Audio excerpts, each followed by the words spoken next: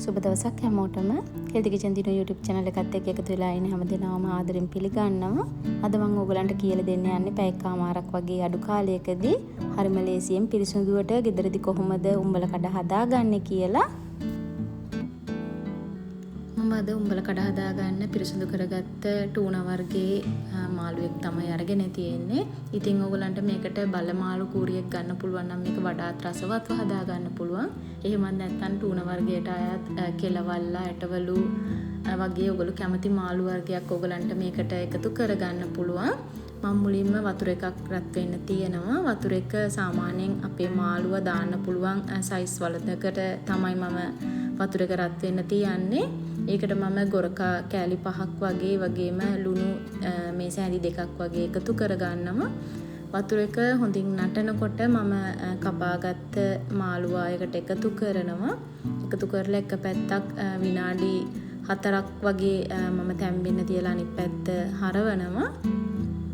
ඉතින් මේක වැඩි වෙලාවක් තඹ ගන්න අවශ්‍ය වෙන්නේ නැහැ. විනාඩි 4 විනාඩි 8ක් වගේ කාලයක් මේ මාළුව තැම්බුනාම හොඳටම ඇති.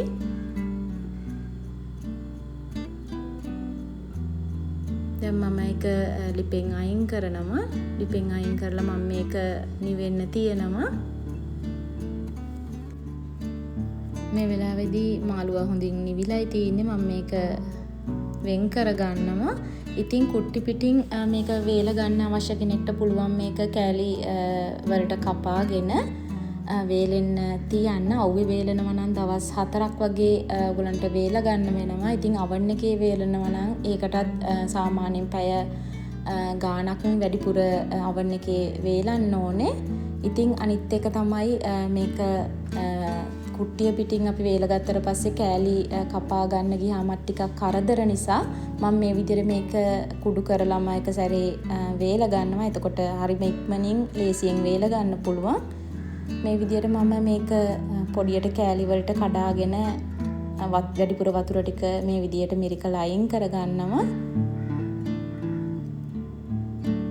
වතුර ටික මිරික ගත්තට පස්සේ මම ඒක මේ විදිහට ට්‍රේ එකකට එකතු කරනවා.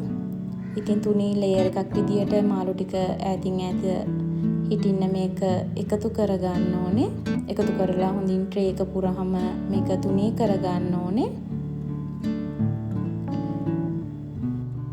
oven එකක් නැති කෙනෙක්ට මේක ඉරව්වේ දවසක් වගේ ඇතුළත වේල ගන්න පුළුවන්. ඉතින් අවුවේ වේලෙනවා නම් ඔයගොල්ලෝ අනිවාර්යයෙන්ම මේක මාළු ටික හොඳට එහා පැත්ත මෙහා පැත්ත හරවමින් වේල ගන්න ඕනේ.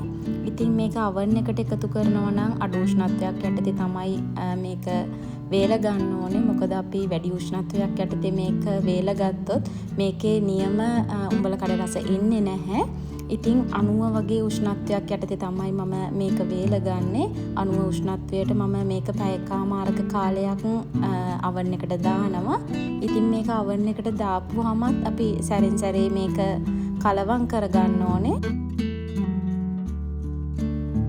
සැරින් සැරේ කලවම් කරගනිමින් මේක oven එකේ පැයකමාරක් යනකොට හොඳින්ම වේලෙනවා. ඉතින් ඔයගොල්ලෝ මේකේ හොඳින් වේලිලා තියෙනවා නම් පැයකමාරකින් එළියට අරගන්න. මේ ඔයගලන්ට පේන්නේ පැයකමාරක් මම වේලගත්ත උඹල කඩ ටික. ඉතින් මේක හොඳටම වේලිලායි තියෙන්නේ. ඉතින් හරිම ලේසියෙන් පිරිසුදුවට ගෙදරදී උඹල කඩ හදා ගන්න මට පුළුවන් වුණා. එහෙනම් ඉතින් ඔයගොල්ලොත් හදලා බලන්න. හදලා ඔයගලන්ගේ වටිනා අදහස් අමතක නොකර අපිත් එක්ක බෙදා ගන්න කියලාත් කියනවා. මගේ වීඩියෝ එක හොඳ නම් ලයික් එකක් දාන්න. මේ වගේම අලුත් වීඩියෝ එකකින් නැවත හමු වෙන්න. ඔයගලන්ට සුබ දවසක්.